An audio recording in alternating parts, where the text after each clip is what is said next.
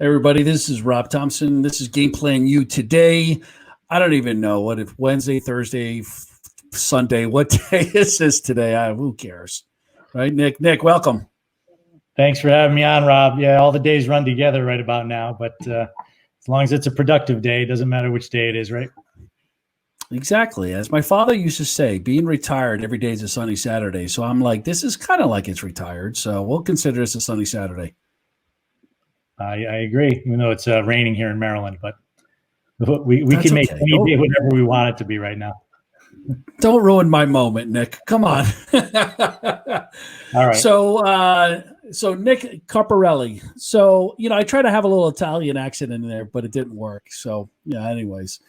You and I are from the same area. We both grew up in the New Haven County area in Connecticut, and we share a lot of the same. We kind of went through high school at the same time and college at the same time. And the one thing that I talk about, because I don't know if you planned it that way. I didn't plan a career in sports, but I thought I was going to be a cop.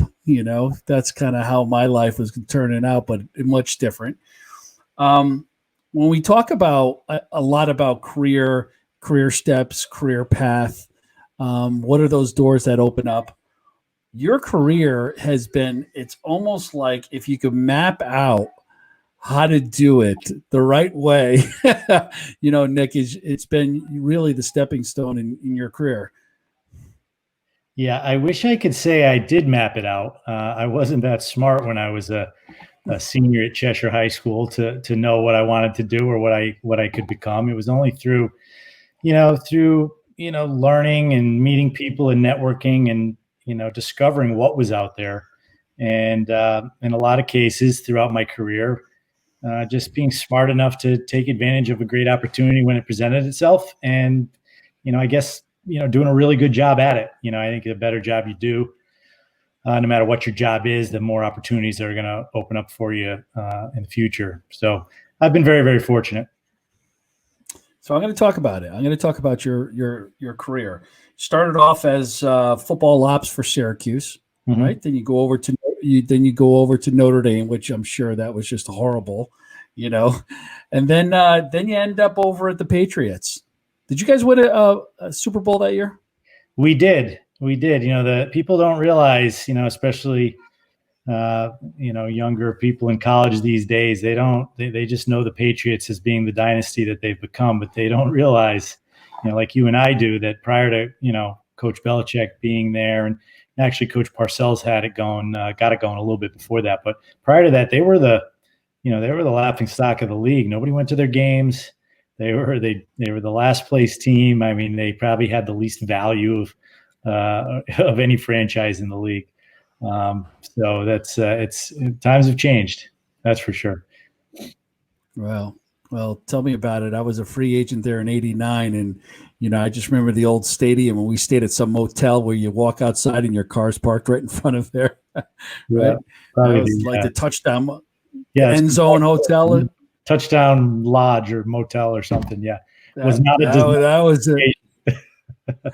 No. Now it's like going to Walt Disney World when you go to, when you go up there to Foxborough. Yeah, for sure. But I was lucky. I mean, you mentioned Syracuse, that was my first job in sports. I mentioned growing up in Cheshire, my dad was a phys ed teacher. He was my high school basketball coach, and he and Paul Pasqualoni were elementary phys ed teachers together when I was 5 years old.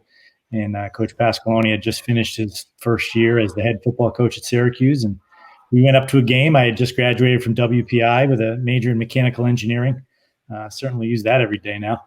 And he asked me what I wanted to do. I told him I was thinking about going back to school, getting my MBA, and he called me a couple months later with an opportunity to be a graduate assistant to work for him, learn the business of college sports, and get my MBA. So that kind of kicked it off. And that you think about turning points in your life and opportunities that come your way. That was definitely probably the biggest turning point in my life, where I realized, all right, this is what I want to do. I want to work in sports. This is too much fun. It's too much a part of who I am.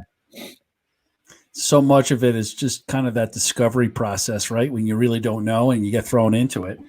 Then you go over to the conference side, right? So you go over to the Big East, and you returned back, and you were there for quite a while. Yeah, that was I loved that job. Growing up where we did, Rob, the Big East Conference was it. And I grew up a Big East fan, and to work for the Big East Conference, it was like a dream job. And it was funny how that came about. I just finished. I was only with the Patriots for 1 year, working directly for Coach Belichick. He was my boss, and we won the Super Bowl out of nowhere. This was the 2001 season. And Mike Tranghese called me. It was the day after the parade, and wanted to interview me for the job. And I remember walking into Coach Belichick's office. I was very nervous. I think I did a really good job for him. He liked me, and I told him. I said, Coach, I got to talk to you about something. I have this opportunity, but if you tell me I can't leave after only being here for a year, I'm not going to do it, regardless of what it is. And he was unbelievable. He asked me what the job entailed, who I was going to work for, what I was going to get paid, where it would lead to. And he said, Nick, you got to take this job. It's too good of an opportunity. And I knew I wouldn't be able to keep you for very long, but please just help me with the transition. And he's a friend to this day. I see him from time to time. Sometimes he even asks me for favors, which I love. So that was pretty cool. But working for the Big East and Mike Tranghese was great. Right down in Providence. Didn't even have to move right away, and was there for 12 years. Lived through a couple conference realignments. One was very, very successful. One caused the Big East, the original Big East basketball schools, to break away, and we formed the American Athletic Conference. So that was a great experience. I wouldn't want to go through conference realignment again, but having done it, it really it prepared me for a lot. That's for sure. So you go from you go after the realignment, the AAC, then you go over to the brand side. You go to work for Under Armour. What was that about? A headhunter reached out to me, and it was a matter of timing for them and for me. I don't think I would have entertained that job had it been right in the middle of the Big East heyday, because I had never contemplated a job on the private side. But as I said, we just became the American Athletic Conference. It was a very different job.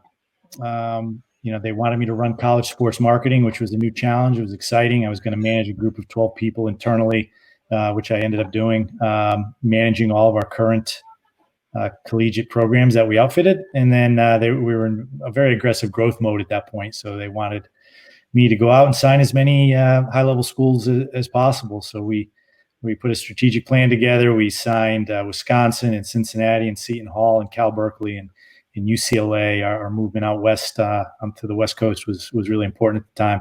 So a lot of fun experiences, a lot of success stories along the way at that job. Talk about the transition though, from the conference side over to now you're working basically retail branding, right? I know it's on the college side, but still about merchandise. And what kind of, what were the things that you needed to learn when you went over there? Yeah, well, it's interesting. A couple of things with that, that kind of signal that starting to work for Under Armour really kind of signaled a full circle change in the type of job, even though they were, and I don't mean going from, a sports organization to a retail brand. When I was at Syracuse and Notre Dame, is very much an operations job. I was the director of football operations. That was my title. Same thing at the Patriots. But when Mike Tranghese hired me, it was to run the football operation of the Big East, but also to run the marketing. And as over the years, I was promoted to senior associate commissioner, and I headed up all of our marketing and branding and corporate sponsorship sales efforts for our Big East tournament, our basketball tournament. So I was kind of, half my job was internal operations, the other half was marketing. Going to Under Armour, now that was a full transition over to marketing. So I was a marketing person now. So I was in charge of college sports marketing, signing schools, taking the schools we had, leveraging them in any way possible to help drive our sales and increase our brand presence. And you're right, that was a transition. While I certainly wasn't making sewing compression shirts in the back, I did have to learn a fair amount of that business side of the business, sourcing and apparel design and whatnot. I worked very closely with the guys who designed our on-field uniforms, and they've designed some pretty noteworthy ones that you've seen on the football field over the years. So it was fun. It was fun to learn something new and bring the assets I brought to the table in terms of my previous experiences, and then learning some new things along the way. You talked before about just doing a really good job where you are, and I think sometimes people get a little bit ahead of themselves, start thinking too far down the line. How about mentors? Talk about your mentors. Who were they, and how much of an impact did they have on your career? Yep. Mentors, I've had a lot of mentors over the years. I think most people do or should. You might identify one or two, but I think if you really think about it, there's probably a lot of people that have impacted your life in to varying degrees. My dad was certainly a role model for me growing up. A lot of who I am is who he is. Paul Pasqualoni, for sure, is like a second father to me. I not only was he my boss at Syracuse and gave me my first opportunity, but I've known him since I was 5 years old, and he's like family for sure. So those two are at the top of the list, but also, Coach Belichick and Mike Tranghese, for sure. They've been good to me personally. They're always available for me to ask advice. And each of those people taught me something different. Coach Pasqualoni used to preach, be known for something, make yourself distinct, and make it authentic, and for him, it was, we were going to be the hardest working staff in college football. And we probably were, with Coach Belichick. I mean, a lot of, kind of his MO is somewhat public, but it's also very private. It's the whole do your job mentality is very real. He has a very, very big human side to him that he doesn't let the general public see, but he was unbelievable leader in terms of motivating people in different ways. He wasn't a loud yeller, screamer, fire and brimstone speech kind of guy, but he knew how to motivate people. And then Mike Tranghese was totally different than either of those guys. He was very skilled at building consensus. And for his job, when he was the commissioner of the Big East, especially how big our conference was, and you had schools like West Virginia and schools like Georgetown in our conference that were very, very different. For us to get anything done, he had to build consensus amongst the group. He had to be a leader in terms of coming up with ideas and then get everybody to be on board. So he taught me that. So I've had a number of mentors over the years, and I try to, like anybody, try to take the best parts of each one and help mold yourself like that. And now here you sit as the executive director of the, I'll add it, College Football Bowl Association, but the Football Bowl Association. Yeah. And as we kind of come into the summertime, how's been that transition back into college athletics? Yeah. In a different sense. Yeah. In terms of transitioning back into, being a part of college athletics versus, being a support system, if you will, like I was at Under Armour. It's been pretty easy. It's only been 6 years since I left, the American Athletic Conference. Fortunately, my job at Under Armour allowed me to be in the same circles as all the people all the thought leaders in college athletics. So I never was out of mind, I would say. So being reintroduced to, all the people, all the commissioners, athletic directors, the events around college football, that's been pretty easy. In terms of the job itself, probably not the ideal time to start a new job. So I don't know what normal is in terms of this job just yet, since I just started in January. But so far so good. I'm really enjoying it.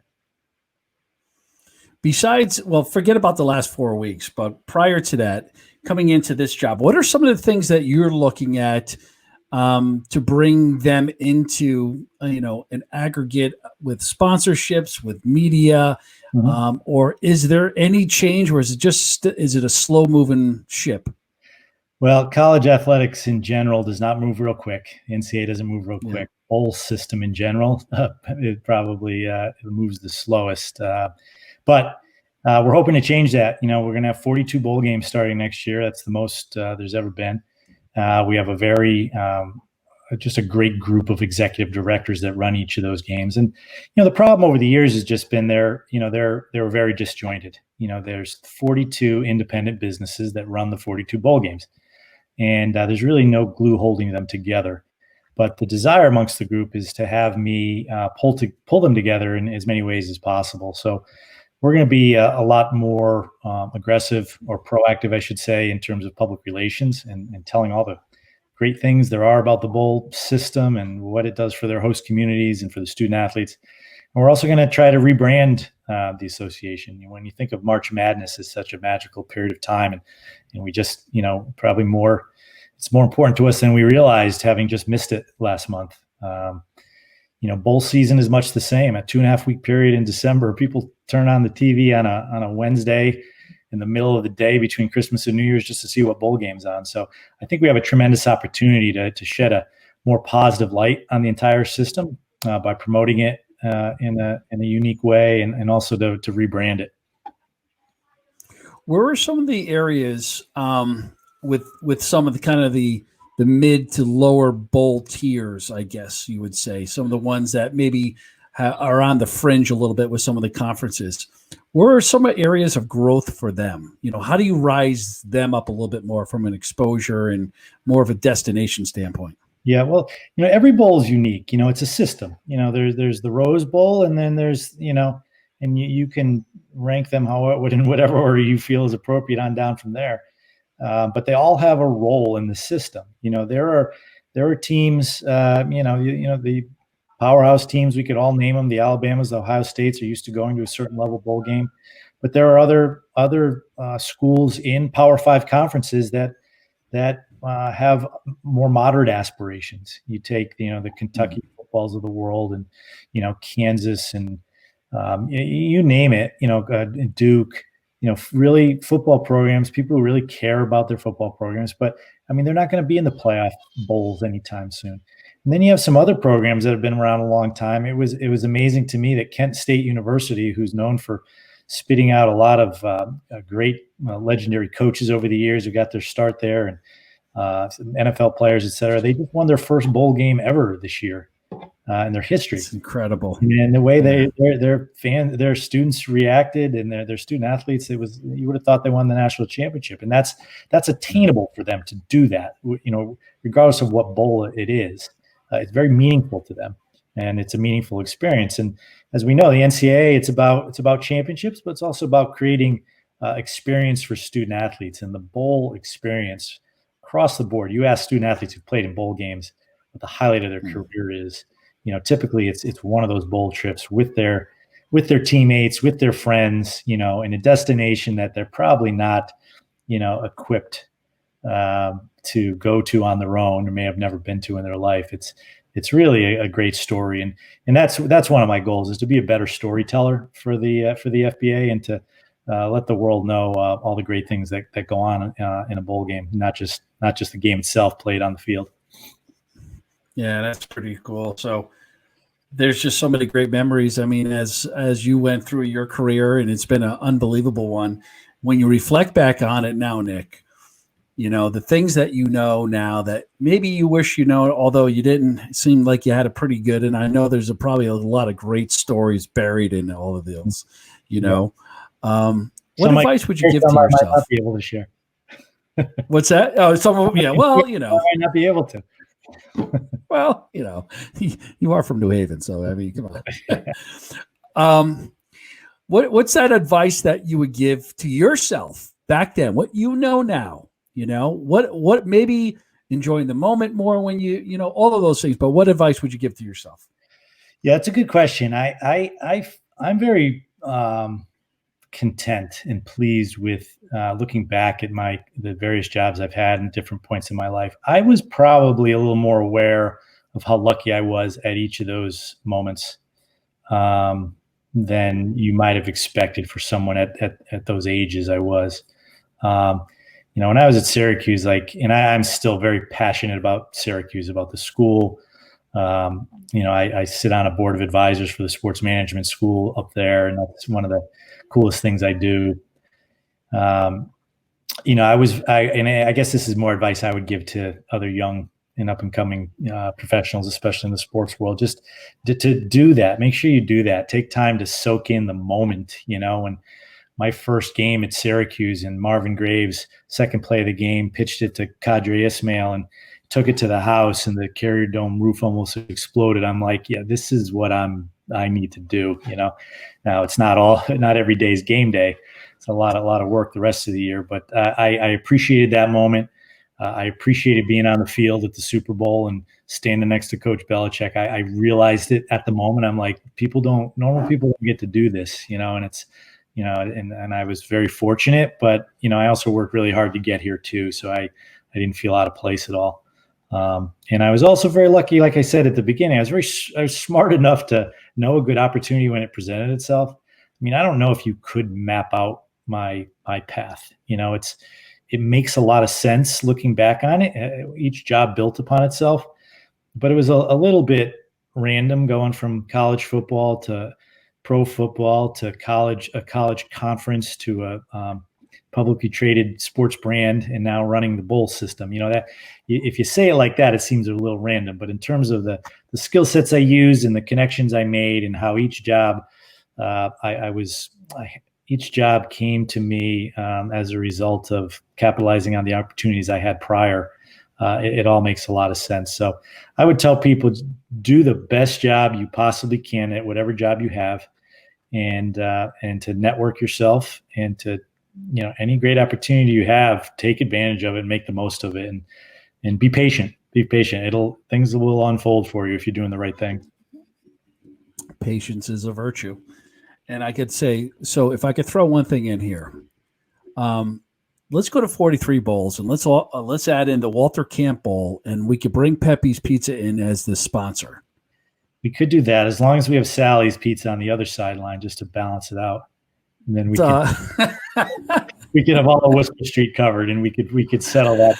We could settle that debate once and for all at midfield. Wait, Nick, we could do the parade. We could do the bowl parade right down Worcester Street. Yeah, we're going to have the nuns carrying the statue with the dollar bills hanging from them too. So the Avest. Nick, thanks so much for your time. I really appreciate it. And, good luck with the season coming up. I know it's going to be a little rocky, but, with your experience and your attitude and just who you are as a person and as a business executive, I know that you'll lead those bowl games and whatever you have in front of you through whatever waters are coming your way. So good luck. Thanks for that vote of confidence. Thanks for having me on. I appreciate it. I hope it was helpful to somebody, but, thanks, Rob. Have a great night. I'm sure it was. That's Nick over there. I'm Rob. You're watching Game Playing You today. Good night, everybody. Take care.